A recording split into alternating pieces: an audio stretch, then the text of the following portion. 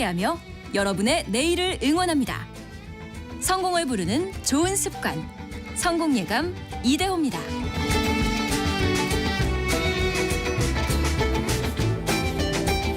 성공예감 이대호입니다. 2부의 문을 열겠습니다. 벌써 10시 5분이 됐네요. 자, 경제상식 퀴즈 정답도 알려드릴 시간인데요. 치킨이었습니다. 치킨. 예. 갑자기 또 배가 고파지는데 치킨은 참 왜 이렇게 땡기는 건지. 예, 치킨 먹는 게 아니라 땡긴다. 땡기는 거라는 말도 있고. 요 경제상식 퀴즈로 내드렸던 것 중에 하나가 치킨집 중에 70%가 프랜차이즈 가맹점이다라는 거였죠. 프랜차이즈 가맹점은 늘고 있고 개인 전문점, 그러니까 자기 간판을 내걸고 하는 치킨점 전문점들은 줄어들고 있다. 이런 소식도 알려드렸고요. 많이들 맞춰주셨습니다. 1147님, 아이들이 둘 다 고등학생이라서 2마리 치킨도 모자랍니다. 예, 저는 또 애 셋 키우는 입장에서 정말 실감을 하고 있습니다. 3343님도 너무 비싸요 요즘 치킨. 언제부턴가 집에서 직접 치킨을 만들어서 먹고 있네요. 식구들이 엄마표 치킨이 훨씬 맛있대요. 대단하십니다. 근데 직접 튀기는 것뿐만이 아니라 요즘에는 그 간편식으로 나와 있는 것들 많지 않습니까? 마트에서도 살 수 있고 온라인에서 살 수 있고 냉동되어 있는 거, 그거 에어프라이어로 돌리거나 오븐이나 이런 데 돌려서 먹어도 꽤 괜찮습니다. 가격을 훨씬 아낄 수 있죠. 1031님이 쌍둥이 키우면서 간식비 아끼겠다고 집에서 치킨을 튀겨봤는데 배달의 그 맛을 따라잡을 수가 없네요. 그렇죠. 또 튀기면 그 튀기는 온도도 되게 중요하다고 하고요. 그래서 치킨 전문점이 있는 것 아니겠습니까? 또 요즘에는 치킨도 굉장히 전문화되어 가지고 예전에는 그냥 왜 전화 걸어서 말씀 좀 잘못하는 경우 있었죠. 아저씨 후라이드 반 치킨 반이요. 후라이드 반 치킨 반. 원래는 후라이드 반 양념 반이요라고 해야 되는데 그래도 주인 아저씨는 다 알아듣고 양념 반 후라이드 반을 보내주셨다. 근데 요즘은 그 메뉴도 외울 수 없을 정도로 메뉴 이름이 길어지더라고요. 8823님, 요즘 그 무 많이 달라고 말씀하시면 업주가 울어요. 요즘 치킨 무 공장은 치킨 무를 팔면 팔수록 적자입니다. 치킨 무 유통업에 종사하고 있습니다. 이렇게 보내주셨나요? 그렇죠. 예전에는 그냥 이렇게 퍼서 담아서 종이봉투에 묶어서 이렇게 보내주셨는데 요즘에는 아예 개당 얼마 이렇게 딱 정량화돼서 나오죠. 그거 하나 더 달라고 하면은 요거 파시는 분들도 좀 손해일 수가 있겠네요. 아이고, 옛 정이 좀 사라지는 것 같아서 안타깝기는 한데요. 자, 여러분도 계속해서 앞으로 그 실시간 의견 계속 보내주십시오. 짧은 문자 50원, 긴 문자 100원이 드는 샵 9730 문자 메시지 KBS 콩 계속 열려 있습니다. 증시 상황은 뭐 오늘도 그닥 좋지는 않습니다. 코스피는 0.33% 밀린 2689, 코스닥은 0.4% 내린 763 가리키고 있습니다. 시가총액 상위 종목들 중에서 삼성바이오로직스가 1.8% 이상 올라서 98만 원대, 개장 초에는 100만 원 잠깐 넘었었더라고요. 삼성바이오로직스 이런 바이오 관련 주식들이 최근에 좋은 흐름 이어가고 있고요. 주주 환원 많이 하고 있는 현대차나 KB금융, 신한지주 같은 밸류업 관련 주식들도 오늘은 좀 쉬어가는 흐름입니다. 삼성 SDI, LG화학 같은 2차 전지나 화학 관련주들이 오늘 좀 반등을 하고 있고요. 코스닥 내에서는 삼천당 제약이 3%, 역시 일부 종목별로 좀 편차가 있습니다만 바이오 관련 주식들이 오늘 코스닥에서도 괜찮은 흐름들 나타내고 있습니다. 자, 환율을 한번 보겠습니다. 원달러 환율이 1330원 안팎 오가고 있습니다. 최근에는 1320원대 중후반에서 1330원까지 그 사이를 오가고 있는 그런 흐름입니다. 벌써 휴가철이 다 지나갔네요. 여러분 어떻게 여름 휴가 다녀오셨습니까? 특히 해외여행 가시는 분들 정말 많이 늘어나고 있는데요. 올해 상반기에만 1,400만 명이 해외여행을 떠났다고 합니다. 엄청났네요. 근데 대표적인 수혜 업종 따져보라면 항공업계를 꼽을 수가 있을 텐데 또 마냥 웃지만은 못한다고 하네요. 항공업계가 실적은 또 여전히 제자리 걸음이고요. 복잡한 사정들이 많이 있는데요. 이 항공업계 또 재미나게 한번 풀어보시죠. 세종대 경영학부 황용식 교수와 함께합니다. 교수님 안녕하세요. 안녕하십니까. 교수님이 특히 경영학 중에서도 항공 경영에 관심을 많이 두신다고요? 네, 맞습니다. 네, 그 항공업이라는 분야가 이제 좀 경영학 안에서 약간 특수한 분야긴 한데 그렇죠. 좀 재미있는 내용들이 많이 있습니다. 아마 오늘 알려드린 내용 중에서도 그러게요. 좀 항공업이라는 특성상 일반 제조업이나 서비스 기업과는 굉장히 또 많은 차별점이 있는 거고요. 네. 하나하나 같이 좀 이야기를 해보겠습니다. 일단은 외국으로 떠나시는 분들 굉장히 많이 계시지 않습니까? 해외여행. 지금 이게 코로나 이전 수준을 회복한 겁니까? 아직 회복을 못한 겁니까? 해외여행이? 일단은 인천공항의 이제 이용객들 기준으로 봤을 때 네. 90% 회복으로 보고 있습니다. 그래서 그럼 나머지 이제 10%가 왜 모자라느냐 네. 놓고 있다 뭐 얘기가 나올 수도 있겠지만은 중국의 노선이 아직 탑승률이 한 70% 정도밖에 안 됩니다. 그래서 그 중국으로 가는 예전에는 거의 뭐 꽉 채워서 갔거든요. 네. 그런데 이제 예전만 코로나 이전하고 지금 그런 차이가 있는데 그 정도 차이를 놓고 보면은 만약에 중국 노선이 회복이 된다면은 이제 코로나 이전과 거의 유사한 지금 단계까지 왔다라고 볼 수 있겠죠. 확실히 중국 쪽으로는 예전보다 많이 안 가시는 것 그렇죠. 같네요. 네. 뭐 여러 가지 이유가 있겠습니다만 또 항공기가 뭐 예약을 해놨는데 갑자기 취소가 되거나 지연되는 경우들도 굉장히 많지 않습니까? 대한항공 같은 경우에는 뭐 얼마 전에는 부품 교체한다고 23시간 이상 지연이 된 적이 있다 하더라고요. 네. 어떻습니까? 그 결항이나 지연이 최근에 더 느는 추세입니까? 어때요? 그러니까요. 이게 지금 아마 15분 이상 지연이 될 때 우리가 이제 지연된다고 네. 이제 그 국토부에서 정의를 내리거든요. 15분 이상. 네, 15분 이상 늦어질 때. 그래서 그 이하 될 때는 뭐 지연으로 보지 않습니다. 어느 정도 좀 그냥 에러 구간이라고 보실 수 있는데, 근데 이게 이제 전체적으로 이 지연율이 조금 높아지고 있어요. 그래서 전체 국제선으로 보면은 이제 30.6%가 지연되고 네. 있고, 그다음에 국적사가 이제 31.2, 외항사가 29.4 해서 국적사가 좀 더 높은 걸로 나옵니다. 근데 이제 이게 예전에는 한 20%대였는데 이제 30%로 조금 올라서 한 6%포인트 정도 오른 상황인데 이게 이제 왜 그럴까라고 생각하면은 이제 우리가 물론 코로나19가 좀 벗어났다고는 생각은 하지만 네. 항공사들은 여전히 적응 기간이라고 보시면 될 것 같습니다. 적응 기간이요. 네. 그래서 이제 정비라든지 또 거기에 따른 수요되는 인력이라든지 지금 현재 뭐 파일럿들도 좀 매우 부족하거든요. 그렇기 때문에 무엇보다도 이제 이 약간 항공사 인식이요. 3년 동안 멈춰 있다 보니까 네. 야, 요때다. 아까 앵커님께서 말씀하셨지만 그 물 들어올 때 노졌자 해가지고 네네네. 엄청나게 노선을 확대해요.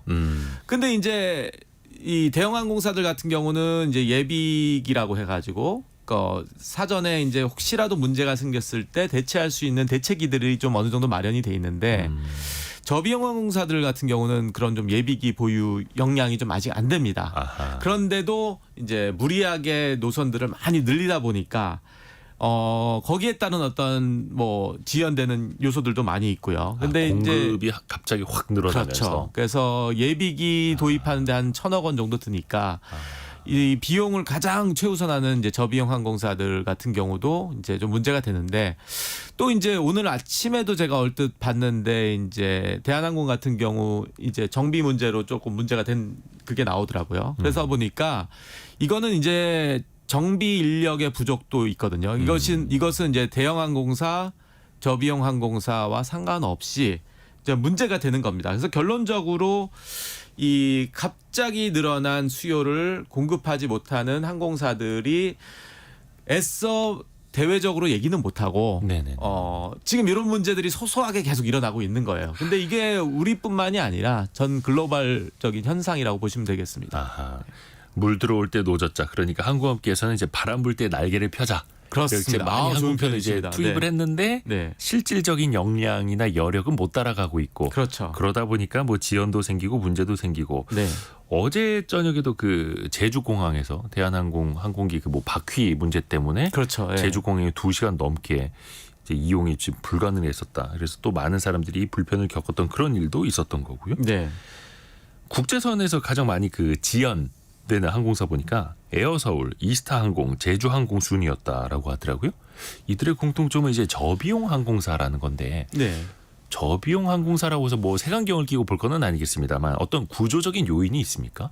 일단은 그 아까 말씀드렸던 이제 이게 구조적인 아주 좋은 말씀하셨습니다. 이게 이제 그 항공사가 우리가 이제 승객 입장에서는 그냥 자동으로 내 돈 내고 내가 타면 된다 하지만 정말 그 항공사가 비행기 한 대를 띄울 때 투입되는 인원을 대략 한 추산해 보면 한 100여 명의 인원이 투입이 됩니다. 그러니까 한 대 띄울 때요. 네, 객실 승무원 뭐 그거 이외에도 정비부터 시작해서 그다음에 서비스 뭐 다. 네, 서비스 뭐 체크인부터 그러다 보니까 이게 엄청난 그 집합체라고 할 수 있는 그런 건데 이제 저비용 항공사라는 이제 비즈니스 모델이 나왔어요. 이제 이게 네. 뭐냐면은 이제 나오게 된 지 한 20년, 30년 가까이 됐는데 말 그대로 이제 로우 코스트죠. 그러니까 저비용, 비용을 최대한 절감하자라는 그런 맥락에서 시작이 된 건데 그러다 보니까 아까 말씀드렸던 뭐 지연이라든지 뭐 정비 결함이라든지 그럴 때 대체될 수 있는 투입될 수 있는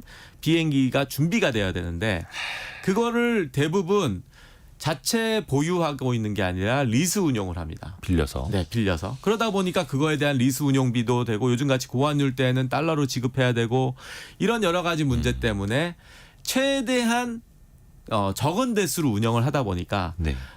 속된 말로 하나가 이제 펑크가 나게 될 때 이제 그때 대체할 수 있는 것이 없다 보면은 더 지연이 되는 거죠. 그래서 지금 유독 이 에어서울, 이스타항공, 제주항공 정말 전형적인 저비용 항공사의 모델, 비즈니스 모델을 고수하는 그런 업체들이죠. 그렇죠. 저비용 항공사라는 게 티켓을 싸게 팔려면 비용 절감하는 게 핵심인데 네. 비용 절감하는데 뭐 비행기를 뭐 여러 대를 여유분으로 두고 있을 수는 없는 거고 그렇죠. 어떻게 보면 구조적으로 또 어쩔 수 없는 요인이 있는 거고 맞습니다. 약간 여기서 이제 좀 딜레마가 이제 승객들 사이에서도 그런 푸념 혹은 이제 논쟁이 좀 있습니다. 어차피 저비용 항공사 이용한 거면 그런 불편함이나 지연될 가능성이나 이런 거 염두에 둬야 된다. 그게 다 그 싼 가격에 반영이 되어 있는 거다. 그렇죠. 혹시 교수님은 동의를 좀 하십니까? 그것을 어느 정도 감내를 하고 감수하는데 이제 그 소비자 심리가 그렇습니다. 이게 나에게는 안 일어나겠지 이런 사태가. 그래서 예를 들자면은 한 예로 뭐 2박 3일 일본 여행을 이제 좀 주말 껴서 가는데 네. 만약에 12시간이 지연이 됐다 쳐보세요. 그러면 하루가 날아가는 거죠. 아이고야. 네. 그러면은 그때 내가 체감하는 그게 만약에 이제 저비용 항공사든 뭐 대형 항공사든 간에 그거는 정말 소비자들 입장에서는 정말 화나죠, 다시 화나죠. 한번 이 항공사는 내가 다시는 안 탄다라는 그런 게 있는 거죠. 맞아요. 그래서 이게 정말 복불복이라고도 할 수 있겠지만은 만약에 이것이 저비용 항공사의 지연율이 빈도가 더 높다. 그러면은 이 체감이 되는 것이 이제 누적되다 보면요. 바이럴이죠. 그 약간 소비자들 사이에서 구전돼 가지고 네. 야, 어디 항공사를 타면 이렇게 된대라고 하면은 내가 조금 더 가격을 지불하더라도 그런 지연율이 좀 낮은 항공사를 선택할 가능성이 있기 때문에 지금 이게 몇 건 가지고 우리가 얘기할 수 있는 게 아니라 이게 누적되고 자꾸만 반복됐을 때에는 소비자들은 그 항공사에 대한 이미지, 인식이 매우 안 좋아질 수 있기 때문에 항공사들은 정말 주의를 요하는 그런 부분이라 생각합니다. 그렇죠. 그래서 어떤 항공사들 보면 이제 리뷰를 보면 완전히 엇갈리는 거죠. 누구는 정말 최고의 경험이었고 그렇죠. 누구에게는 최악이었고 그렇죠. 근데 그게 뭐 우리가 1년 12달 동안 비행기를 뭐 12번 13번 타는 게 아니다 보니까 네. 어쩌다 한번 가끔 타는데 그게 나에게 안 좋은 일이 벌어지면 다 안 좋게 생각이 되고 그렇죠. 다만 이거는 또 이제 빅데이터로 누적이 될 테니 종합적인 평점이나 사고 건수나 지연 건수를 보면은 또 평판을 또 순위를 매길 수도 있는 거고요. 예. 거기에 따라서 좀 선택을 해야 되겠네요. 그래서 소비자들이요. 제가 보기엔 요즘 아주 소위 말하는 MZ 세대들 예. 엄청나게 스마트합니다. 정보력도 검색력도 뛰어나기 때문에 네. 이분들이 또 해외여행 많이 가거든요. 분명히 검색할 거고 그 검색해서 지연율이 높은 항공사는 기피할 가능성이 많습니다. 그래서 아주 그 데이터를 기반으로 한 스마트한 소비자들이기 때문에 정말 항공사들이 긴장의 끈을 놓으면 안 됩니다. 큰맘 먹고 가는 여행인데요. 그렇죠. 혹시나 지연이 되거나 결항이 될 때 이게 보상 규정은 어떻게 해야 됩니까? 이게 뭐 나라에서 정한 게 아니라 항공사마다 달라요? 이게 이제 어느 정도 명확하다고도 할 수 있는데 또 어느 부분은 또 아닌 부분이 있습니다. 좀 세부적으로 설명을 드리면은 이 소비자 분쟁 해결 기준 및 여객 운송 약관이라는 게 국토부에서 이 관련 규정이 있습니다. 그래서 예. 여기에 따른 보상을 할 텐데 지연 시간에 따라서 퍼센테이지별로 배상되는 게 있거든요. 네. 뭐 한 예로 4시간에서 12시간 되든 20% 배상을 한다든지 운임에 뭐 그런 기준이 다 있습니다.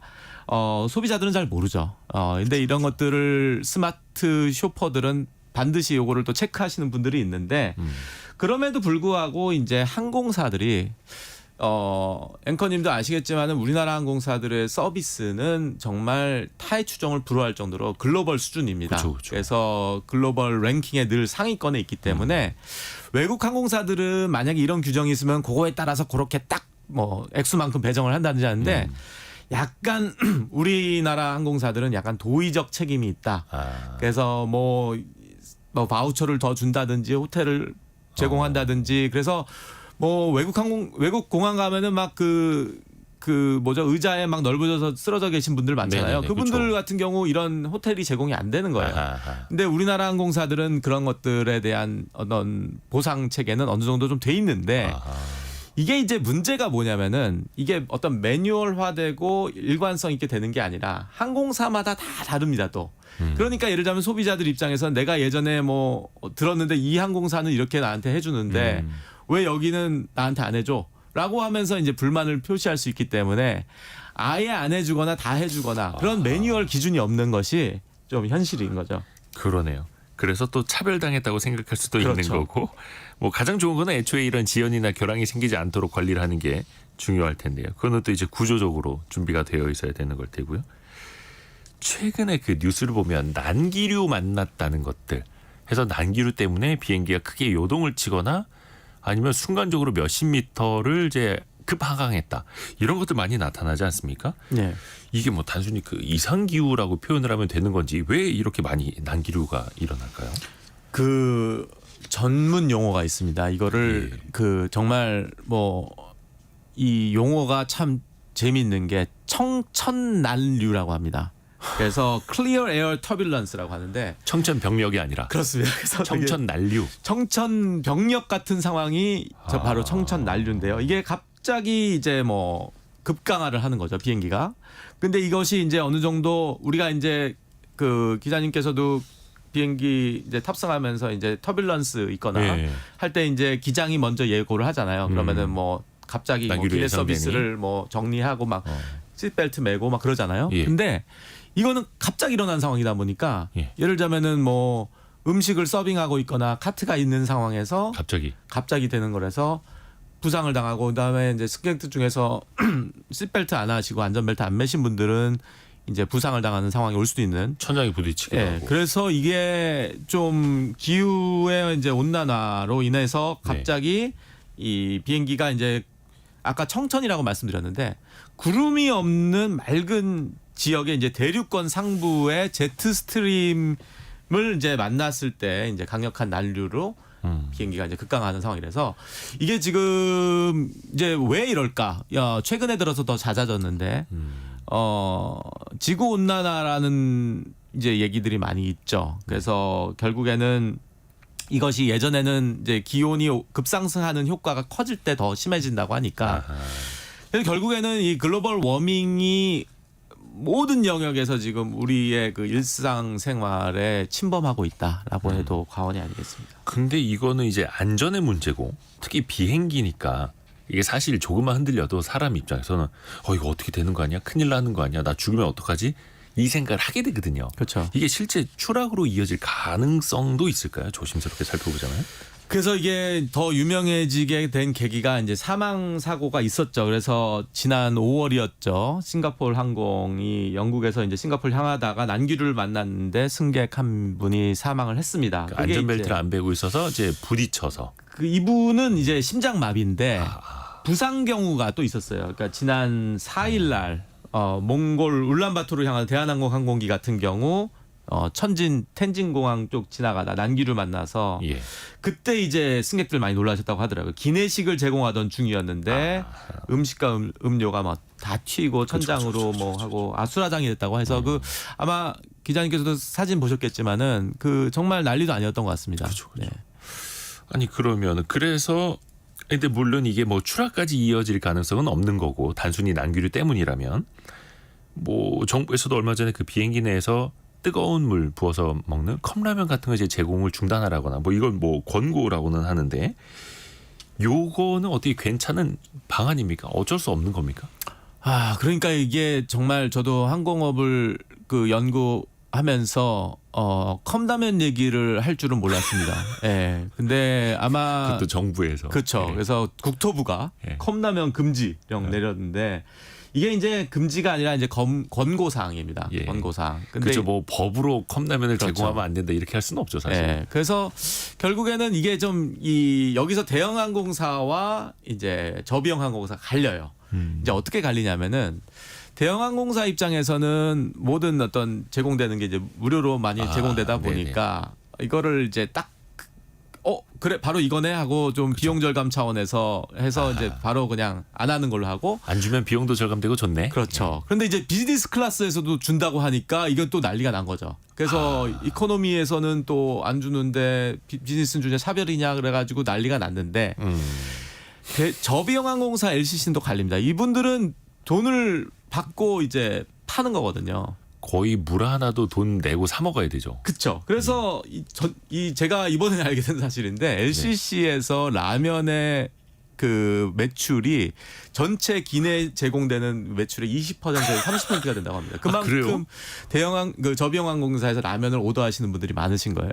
그게 이게 좀 문제가 있습니다. 항상 옆에서 누가 라면 먹으면 그렇죠. 냄새가 퍼지니까 또 먹고 싶어요. 그렇죠. 그리고 또 그 20%나 차지한다고요? 비행기에서 먹는 라면이 또 맛있죠. 그래서 그러다 보니까 이거는 매출 원인데 저비용 항공사 입장에서는 이거를 포기한다는 게 그렇죠. 그래서 아깝겠네요. 그래서 아까운 기회인 것 같아서 어느 정도 이 권고 사항이지만은 또 항공사들의 입장은 또 다양하다라고 보실 수 있겠습니다.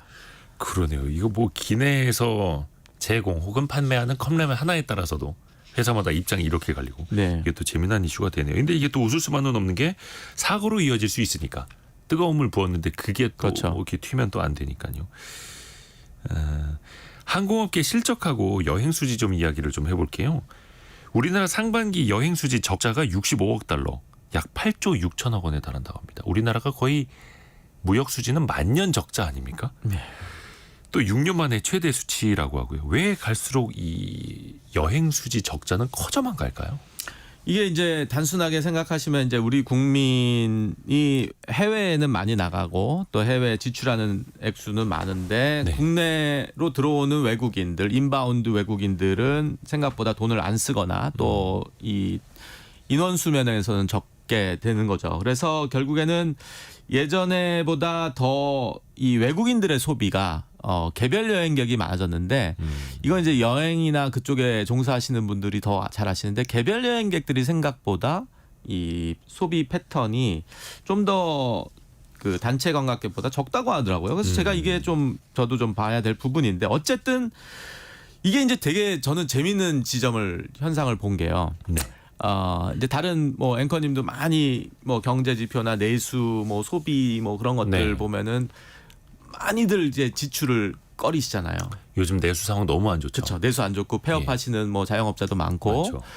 근데 지금 이 말씀드렸던 이 내용은 해외에서는 지출을 많이 한다는 거예요. 나가면 쓴다. 그렇죠. 그래서 이걸 어떻게 해석해야 되냐? 우리 국민들이 국내에서 허리띠를 졸라매고 결국 해외에서 엄청나게 지출을 한다라는 거밖에 저는 이게 직관적으로 얘기가 될 수밖에 없는 거예요. 아마 청취자분들도 느끼실 텐데 해외여행 가려고 따로 이제 저축해 놓고 그렇죠. 아끼고 모아서 그렇죠. 한 방에 해외 나가서 쓰고 이게 그래서 제가 예전에 이제 코로나 한창 때 여러 뭐 언론이나 인터뷰를 하면서 제일 우려됐던 게 요 기간 동안에 국내 이 수요가 있고 국내 관광을 많이 가시잖아요. 우리나라 그렇죠. 네. 자국민들도. 근데 요때가 아마 우리 관광의 어떤 상품이라든지 그런 것들을 좀 업그레이드할 기회다. 그러니까 그 3년 동안 어차피 해외를 못 나가시니까 이때 엄청 개발을 해서 코로나 때 국내 관광 좀 더 국내 관광을 많이 유도해야 된다고 했는데 네. 생각보다 그렇게 되지 못했는지 어쨌든 이 해외에서 엄청난 소비를 하시다 보니까 아까 말씀하셨던 여행 수지 적자가 65억 달러까지 올라갔다라고 보시면 되겠습니다. 참 그러니까 해외 나가면 그래도 몇 년 만에 나왔는데 한번 써야지 이렇게 되고 그렇죠. 내수 소비는 계속해서 줄이게 되고 그렇죠. 외국인도 많이 들어와서 많이 쓰면 좋은데 요즘 우리나라 차는 외국인들은 백화점이나 면세점 가서 막 사는 게 아니라 예. 편의점 가서 삼각김밥 맛보고 맞습니다. 바나나 맛 우유 사 먹어보고 막 요런 거 하다 보니까 또 많이 쓰지도 않고 그렇죠. 아 이게 좀 안타깝습니다. 안타깝습니다. 항공사들의 실적은 어떤가요? 그러니까 매출은 많이 늘었다고는 하는데 조금 내실은 별로 없더라고요. 그렇죠. 이게 이제 수익성이 악화된 걸로 보는데 그래서 매출이 늘어난 뭐 아시다시피 매출이 꼭 늘어났다고 해서 영업이익이 꼭 늘어난 건 아니거든요. 네. 그래서 이제 항공업이 워낙 전통적으로 고정비가 많이 나갑니다. 그래서 유류비라든지 또 거기에 고환율 또 그럴 때마다 또 지불하는 또 그 비용이 많이 나가고 그다음에 이제 인건비들이 많이 늘어났어요. 그러다 보니까 이제 더 많은 인력들을 채용하다 보니까 거기에 따르는 어떤 여러 가지 비용들이 증가하고 그다음에 이제 사업량 증가로 인한 여러 가지 부수적인 것들 그다음에 중동 전쟁 위기 뭐 중국 쪽에 어떤 좀 노선이 많이 열려져야 되는데 알짜 노선이거든요. 전통적인 알짜 노선이 중국, 일본입니다. 근데 지금 약간 한쪽 그 양손 전략을 써야 되는 상황에서 한쪽이 좀 빠져 있는 그런 상황이라서 중국에서의 어떤 수익성이 지금 답보되지 않은 상황에서는 아하. 좀 더 이게 매출이 늘어나더라도 이것이 결국에는 비용의 증가로 이어질 수밖에 없는 그런 상황입니다. 근데 또 그 비용의 증가가 될 수밖에 없는 게 더 나은 서비스를 해야 되는 거고 안전에 네. 투자하는 비용도 커져야 되는 거고 또 항공사들이 더 많아졌잖아요. 아까 이야기했던 그 네. 저비용 항공사 LCC를 포함을 해서 또 이제는 MZ세대도 되게 더 스마트해지고 있고 연세 있으신 분들도 가격 비교 많이 하다 보니까 외항사들하고도 비교를 또 많이 하시더라고요.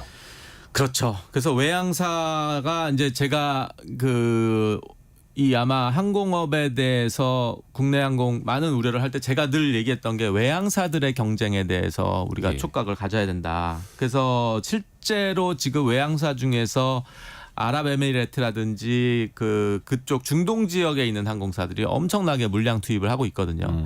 그래서 서비스도 업그레이드되고 그래서 뭐 제가 특정 항공사를 말씀드리겠지만 아랍 쪽에 있는 중동 쪽의 모 항공사 같은 경우 네. 소비자들의 리뷰가 엄청나요. 가성비 좋다. 아 만족도가 높다고. 가성비 가심비가 좋다. 그러면은 이제 예전에 그런 얘기들을 이제 솔직히 국적사들에 대해서는 가성비 좋다는 얘기 안 하는 게 왜냐하면 운임이 워낙 높게 책정이 돼 있었어요. 그냥 뭐 비싸니까 좋은 건 당연하지. 그렇죠. 네. 그리고 노선이 많이 되어 있고 그다음에 또 어떤 편의성이나 그런 게 좋은데 지금 이 중동 지역에 있는 항공사들 몇 개가 이 소위 말하는 MZ들에게서 엄청나게 지금 환승도 지금 잘 돼 있고요. 그래서 유럽 같은 데서 엄청난 이용이 늘어나고 있는데 그것이 지금 실제로 반영이 되고 있습니다. 그래서 지금 외항사가 32.7% 그 점유율에서 그다음에 대형 항공사가 32.5%. 저비용 항공사가 워낙 많다 보니까 제일 많긴 해요. 34.8%로.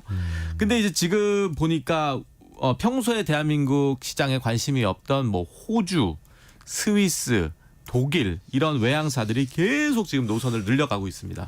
그래서 대한민국이라는 것이 이제 외항사들 입장에서는 알짜 노선으로 지금 인식되고 있어서 결국에는 지금 대한항공 아시아나가 합병되면서 여러 외항사들에게도 슬롯을 많이 넘겨주고 있거든요. 그러다 보니까 이 비중은 계속 지금 늘어날 것 같습니다. 그러니까 중동 항공사를 비롯해서 서비스 품질 계속해서 높이고 있고 와 저기 보니까 한국 사람들이 해외여행을 엄청 다니네. 네. 그럼 우리도 한국 고객들을 좀 잡으러 가자. 또 이렇게 하고 있는 거고요. 네. 그러면 또 국내 항공사들은 더 많은 경쟁에 또 시달릴 테고 반대로 또 소비자 입장에선 좋은 거긴 합니다만. 그렇죠. 앞에 잠깐 말씀해 주신 것처럼 그 대한항공하고 아시아나항공이 합병을 이제 눈앞에 두고 있죠. 네. 이게 되게 오래된 이슈입니다. 맞습니다. 거의 세계 각국의 기업 결합 심사 네. 합병해도 뭐 독과점 문제 없겠습니까? 이거를 다 이제 도장받아야 되는 거고 이제 미국만 남았나요? 심사가? 네. 14개국 중에서 이제 13개국 통과가 됐고 이제 물론 EU는 조건부입니다. 그래서 근데 이제 물류 쪽으로 아마 매각하는 전제 하에 됐고 그래서 이제 미국 한 군데만 남았습니다. 어떻게 좀 변수는 없을까요? 그래서 이제 이게 미국이 좀 약간 특이해요. 그래서 법무부가 이 합병에 대해서 승인을 하는 게 아니라 소송을 제기하느냐 안 하느냐에 대한 겁니다. 그래서 이게 소송이요? 지금 그러니까 이게 우리는 이거에 문제가 있다 그래서 이거를 DOJ라고 하죠. 미국 법무부가 이 독과점으로 문제가 될 수 있는 요소가 있기 때문에 이 인수합병의 주체인 대한항공에다가 소송을 하는 겁니다. 그래서 이게 좀 약간 지금 우리 청취자들께서 약간 이해가 안 되시는데 이게 이제 미국의 어떤 법 체계가 좀 특이합니다. 그래서 이제 한 예로 이해를 돕기 위해서 올해 1월에 미국의 LCC의 1위였던 제트블루 항공하고 스피릿 항공의 인수합병을 막으라고 소송을 하고 그게 판결이 나와서 실제로 진행이 안 됐습니다. 그래서 이 사건이 어떻게 보면 지금 대한항공 아시아나가 좀 긴장의 끈을 놓을 수밖에 없는 그런 상황인데 네네네. 그런데 이제 이것에 대한 입장이 이제 긍정적인 쪽에서는 얘기하는 게 이거예요. 제트블루하고 스피릿 항공 같은 경우는 중복 노선이 한 150개 노선이 된다. 네. 그러나 대한항공 아시아나는 미주 노선에서 5개만 중복이 되기 때문에 상대적으로 적은 어떤 중복 노선이 있으니까 이것은 무사하게 통과될 거라는 그런 이제 긍정적인 인식도 있습니다. 그럼에도 불구하고 법률을 아시는 여러분들의 입장은 미국의 법무부는 언제 어디서 어떻게 틀지 모르기 때문에 긴장의 끈을 놓으면 안 된다라는 것이 어떤 인식이기도 합니다. 참 산 하나 넘고 산 하나 넘고 네. 마지막 가장 큰 산 미국이 남아 있는 건데 이것도 일단 좀 지켜봐야 되겠네요. 네. 참고로 이게 뭐 합병 얘기 나와서 말인데 SK 이노베이션하고 SK E&S 합병을 위한 임시 주총이 오늘 있는 날이거든요. 예, 주총에서 통과가 됐네요. 찬성률이 85.76%가 나왔고 SK 이노베이션과 SK E&S는 이제 합병이 되게 된다. 국민연금은 반대를 했습니다만 이건 이제 합병이 되게 되는 그런 수순으로 갑니다. SK E&S는 참고로 비상장사고요. 그 주식회사 SK가 90% 이상을 보유한 기업이기 때문에 SK 이노베이션은 SK E&S의 어떤 현금 흐름에 도움을 또 받게 된다. 이런 구조로 이해하시면 될 것 같습니다. 다시 이제 항공 쪽 이야기로 돌아와서 소비자 입장에서 보면 아니 대한항공하고 아시아나하고 경쟁할 때는 참 서비스 질도 높아지고 가격도 많이 안 오르는 것 같아서 좋았는데 만약에 대한항공이랑 아시아나항공이 합병하면은 티켓 가격 많이 오르는 거 아니야 이렇게 또 걱정하실 수 있을 것 같거든요. 실제로는 어떨까요? 예, 그래서 이런 좀 우려들이 있기 때문에 우리나라 공정위가 아예 이 세팅을 다 해놨습니다. 그래서 10년 동안 그러니까 코로나19 이전의 가격보다 인상이 됐을 시에는 이제 이것에 대한 어떤 조치를 취하겠다라는 거와 그다음에 서비스 품질까지도 이제 공정위가 제안을 했거든요. 그래서 아예 이제 뭐 대놓고 인상할 수는 없는 그런 상황이고 국토부가 워낙 이제 인상률에 대해서 늘 모니터링을 합니다. 그런데 이제 제가 이쪽에 이제 관심을 갖다 보니까 전통적으로 대한항공 아시아나가 좀 외항사나 LCC에 비해서 높게 가격은 또 책정되어 있어요. 그러니까 이거는 독과점 때뿐만이 아니라 그 전부터 이미 이전부터 되어 있는 부분이기 때문에 그래서 이제 아까 말씀드렸던 외항사들의 경쟁이라든지 그다음에 지금 거의 9개 업체가 있는 LCC들과의 경쟁에 있어서 이 가격을 정말 마음대로 계속 높인 상황에서 있을 수가 있겠느냐. 결국에는 어떤 시장 메커니즘이 작용을 할 거기 때문에 무리하게 올리진 않겠지만은 이제 스마트한 소비자라면 요거는 있을 수 있어요. 프로모션이라든지 가격을 낮추는 그러니까 계속 올리진 않지만은 디스카운트를 하는 일에 대해서는 조금 없지 않을까. 그런데 전통적으로 이것도 대한항공 아시아나가 뭐 이렇게 막 할인 프로모션을 해가지고 티켓을 팔고 그러진 않았어요. 그렇기 때문에 약간 독과점에 대한 우리의 그 인식이나 그런 것들이 이 항공 산업에 대해서는 어느 정도 좀 안전장치가 되어 있다라고 보실 수 있겠습니다. 근데 또 역설적으로 아시아나항공의 경영 상황이 너무 어려워서 대한항공과 합병을 시키는 것 아닙니까? 어떻게 보면 이제 산업은행이라든지 정부 입장에서도. 근데 그러려면은 또 재무적으로 좋아지려면은 가격을 적정히는 또 올려야 되고 너무 또 많이 할인을 해서는 안 되고. 맞습니다. 이 양면성이 있는 거네요. 그렇죠. 참. 그래서 오히려 아시아나를 살리기 위해서라면은 아시아나의 운임이 떨어질 일은 없는 것이죠. 그래서 오히려 이런 좀 효율화, 합병을 통한 시너지를 산업은행이 좀 유도했던 게 아닌가 싶습니다. 그러나 좀 시간이 많이 걸리는 지금 문제죠. 예전에 코로나 때도 우리가 겪었습니다만은 그 해운 회사가 H&M 예. 하나로 다 이제 합병이 되면서 네. 해운이 그 운임이 너무 많이 올랐을 때 기업들이 선택할 좀 대안지가 있어야 되고 네. 해운업계도 경쟁을 해야 되는데 너무 그 경쟁이 제한이 돼서 어렵다 이런 이야기가 또 나오기도 했었는데 네. 항공 쪽에서는 어떻게 될지 좀 결과를 좀 봐야겠습니다. 또 소비자 입장에서 또 이제 신경 쓰이는 게 마일리지입니다. 네. 대한항공, 아시아나항공 두 곳 합쳐서 지금 그 고객들이 다 못 쓴 마일리지가 3조 5천억 원 가까이 된다고 합니다. 네. 이건 어떻게 되는 거예요 앞으로?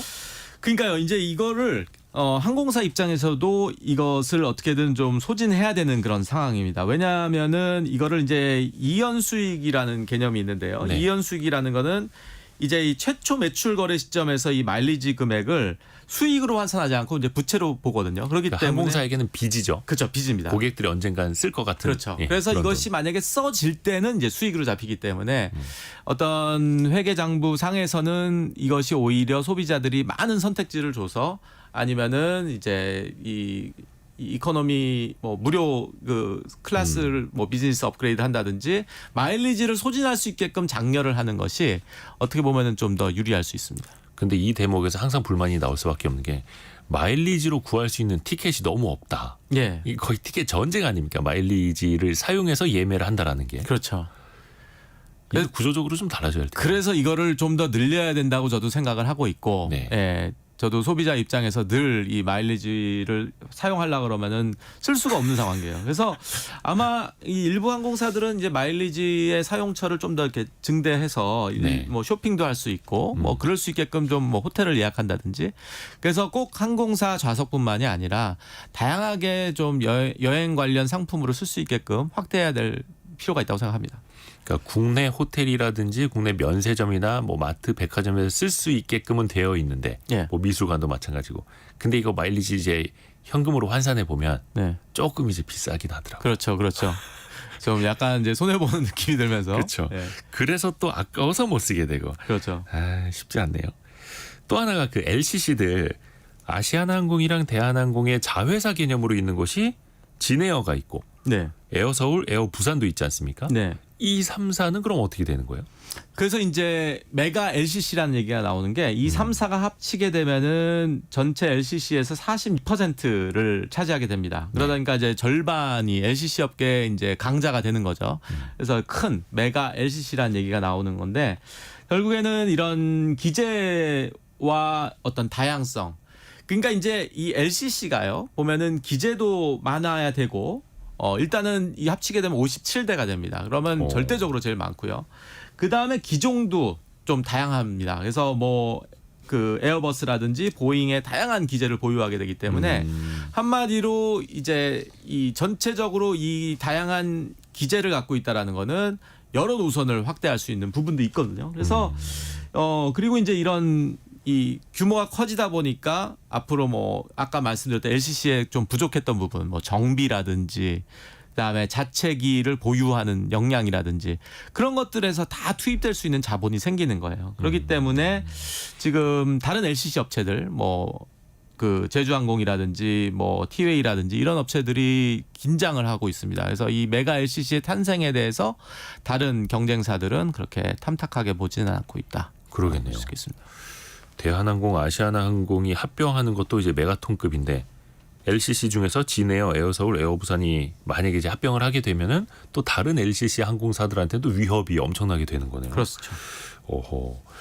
그 제주항공이 그 저비용 항공사 중에서 매출은 1위이더라고요. 제주항공이. 네. 여기도 또 M&A를 언급하던데요.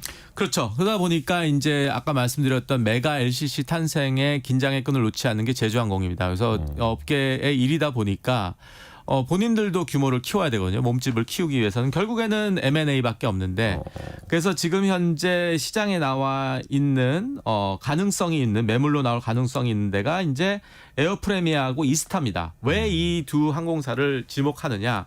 사모펀드가 들어가 있어요.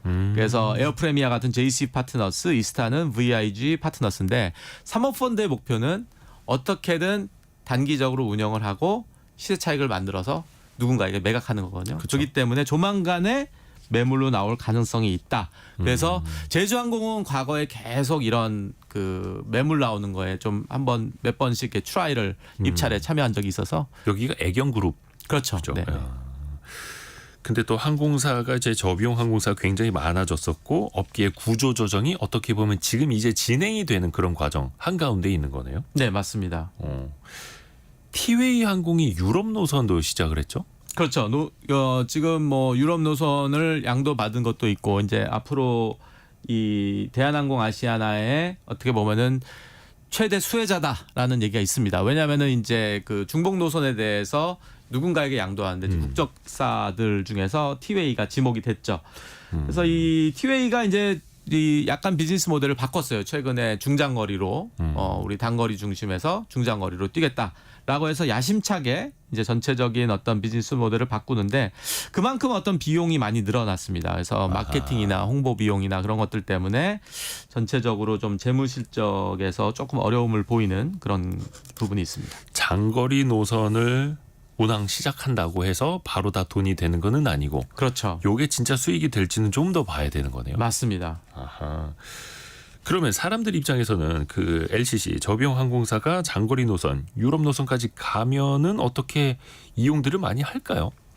그래서 이제 이것이 지금 초기 단계입니다. 그러니까 이제 이 소비자들이 경험해 보지 못한 거죠. 예. 대형 항공사들이 주로 이제 이런 유럽 노선을 뛰었는데 저비용 항공사를 통해서 유럽을 간다. 그때 10시간 넘는 그 구간에서의 어떤 그 좁은 객실. 체감되는 서비스라든지 그다음에 뭐 인플라이트 엔터테인먼트 서비스라고 해서 이렇게 화면으로 보이는 게 있잖아요. 네네네네. 그런 것들을 대형 항공사들은 바로 그냥 기본으로 되어 그쵸, 있는데 이거는 이제 본인의 핸드폰이나 태블릿으로 다 봐야 되고 그러니까 여러 가지 그런 서비스에서 느껴지는 체감되는 거에서 그럼에도 불구하고 나는 이 비용을 지불하고 타겠다라면은 소비자들한테 충분히 인정을 받는 건데 비용 대비. 예, 그래서 지금 시간이 걸릴 것 같아요. 저도 이제 관심 있게 보는 게 과연 이 롱홀이라고 하는데 이 장거리에서의 LCC들의 소비자들이 체감을 어떻게 하고 있는가.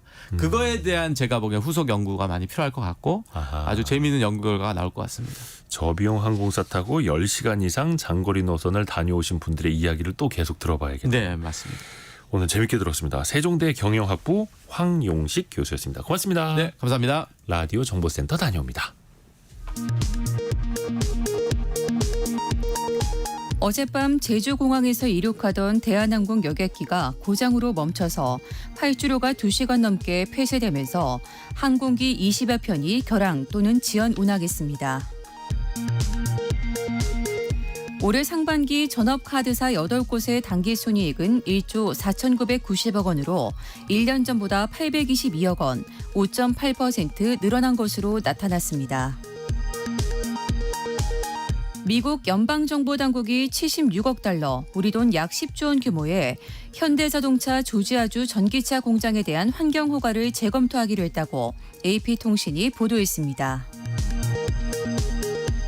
미국 중앙은행인 연방준비제도의 기준금리 인하 기대에 뉴욕 증시가 회복세를 이어가면서 다우존스 30 산업평균지수가 사상 최고치로 마감했습니다.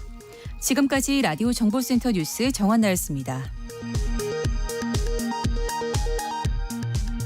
애프터 서비스 시간 유혜진 리포터 함께합니다. 안녕하세요. 안녕하세요. 청취자분들의 질문 들어보죠. 네, 어제 퀴즈 정답이 담합이었는데요. 1918님, 담합이 카르텔과는 다른 건가요? 하고 문자 보내주셨습니다. 비슷하지만 의미의 좀 영역이 다릅니다. 담합 네. 같은 경우에는 뭐 서로 다른 사업자들이 짜고 네. 물건의 가격이나 공급량, 생산량, 뭐 입찰 조건 등등을 조정하는 방법으로 네. 부당하게 경쟁을 제한하는 행위죠. 그래서 네. 부당한 이득을 얻으려는 행위인데 이거는 공정거래법상 당연히 불법 행위로 규정이 되어 있고요. 카르텔이라는 용어는 17세기 네덜란드에서 시작이 됐고 네. 영어, 독일어 발음이 비슷하긴 한데 카르텔 이게 조금 더 구조적이고 네. 장기적이고 지속적인 형태라고 보시면 됩니다. 그래서 카르텔이 모두 다 불법은 아니고요. 굉장히 좀 넓은 의미의 사업자들 간의 협정. 하지만 목적은 경쟁을 제한하고 이익을 극대화하려는 똑같은 목적은 있습니다. 하지만 네. 그게 또 다는 불법은 아니다. 아. 뭐 우리는 법조 카르텔, 뭐 경제 카르텔, 언론 카르텔 여러 이름으로 네. 쓰기는 합니다만 가장 큰 틀의 카르텔은 오펙이라고 볼 수가 있겠죠. 네. 석유 수출국 기구. 그렇죠. 거기에서 직접적으로 가격을 자기네들끼리 정하진 않습니다만 생산량 증감을 결정을 해서 시장 가격에 대놓고 영향을 네. 미치는 대표적인 카르텔이 오펙이 되겠죠. 다음 질문은요. 네, 0383님. 담합에 대한 벌금도 적지 않을 텐데 이게 남는 장사인가요? 라는 질문하셨습니다. 일단 관련 상품 용역 매출액의 20% 이내에서 부과될 수 있다고 하고요. 과징금이. 그리고 매출이 없거나 산정하기 곤란하면 40억 원을 초과하지 않는 범위 내에서 부과가 된다고 합니다. 근데 일단은 이 업체들은 담합을 해도 적발되기 어렵고 네. 어차피 과징금 내고 나서도 남는 장사다. 이런 인식이 있으니까 이 담합이 끊이질 않게 되는 거고요. 네. 이거 실제로 시행한 사람들에 대해서도 처벌이 내려지는데요. 3년 이하의 징역이나 2억 원 이하의 벌금에 처해질 네. 수 있습니다. 그런데 대부분이 이제 초범이다 보니까 회사는 재범이더라도 이걸 실행한 임원들은 또 초범인 네. 경우가 많아서 징역형에 집행유예가 나오는 아. 경우가 많이 있다라는 거죠. 그래서 이것도 재발을 진짜 방지하기 위해서는 엄벌에 처할 필요가 있다. 이런 지적들이 또 끊이질 않습니다. 다음 질문은요. 네, 어제 슬기로운 법률 생활 시간에 화재 사고와 법적 책임에 대해 알아봤는데요. 이정옥님, 스프링클러 지금이라도 법을 바꿔서 설치하면 안 될까요? 하셨습니다. 스프링클러도 설치 기준이 있습니다. 예를 들어서 뭐 대형 백화점이나 쇼핑몰, 극장, 대형 음식점 등에는 반드시 설치가 되어야 하는데 네. 소규모 사업장에 모두 다 이것을 의무화한다라고 하면 당연히 비용 네. 문제가 생기겠죠. 정말 그 몇 평 안 되는 작은 가게를 하고 있는데 곳곳에 다 스프링클러를 설치해라. 그러면 설치비 뿐만 아니라 공사 기간 동안 장사를 못하는 이익의 네. 감소 문제도 있는 거고요. 또 추후에 이게 설치만 한다고 다 되는 게 아니라 관리를 또 잘 해야 네. 하는데 관리 비용도 굉장히 많이 든다고 합니다. 설치를 해놓고 실제로 화재가 났을 때 스프링클러가 작동하지 않는 경우들도 많아서 그렇죠. 이게 현실적으로 문제가 있다 보니까 특정 구조, 높이, 면적 이런 규제를 놓고 그걸 감당할 수 있는 사업장부터 설치를 합시다. 이렇게 가는 것이기도 하고요. 마지막 질문이 좀 시간이 애매한데 요거는 다음에 같이 네. 해야겠습니다. 유혜진 리포터와 함께했습니다. 고맙습니다. 감사합니다. 여러분이 또 궁금해하시는 점들 또 저희 방송 들으면서 생각나시는 것들 많이들 보내주십시오. 저희가 모아서 또 이렇게 애프터 서비스로 전달을 해드리고 있고요. 조금 날씨가 선선해졌다라고는 합니다. 그 하기는 뭐합니다만은 그래도 기온이 조금은 낮아져 있죠. 최고 기온이 이제 30도를 또 밑도는 지역들도 나오기 시작을 하겠고요. 고생 많으셨습니다. 여름이 지나가고 있습니다. 자, 성공예감 이대호입니다. 마치고요. 내일 아침 9시 5분에 또 다시 찾아뵙겠습니다. 성공예감은 오늘도 여러분을 응원합니다.